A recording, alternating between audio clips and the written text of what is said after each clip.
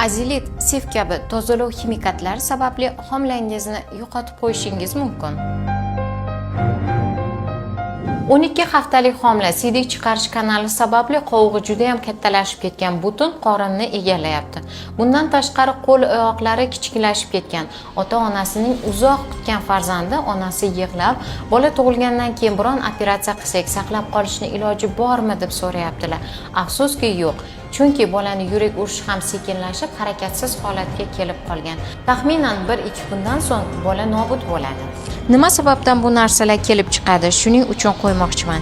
Eng ko'p sababi oyijonlar, mana sizlar ko'p ximikatlar ishlatasizlar, azilitlar, domestos siflar yoki vannalarni tozalashda kuchli ximikatlar ishlatasizlar.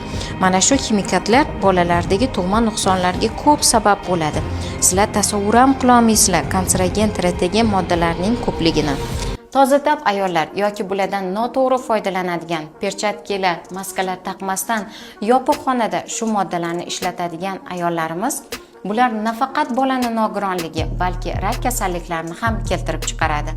Shuning uchun tabiiyroq narsadan foydalaninglar yoki foydalanish qoidalariga amal qilinglar. Iloji bo'lsa kamroq foydalaninglar.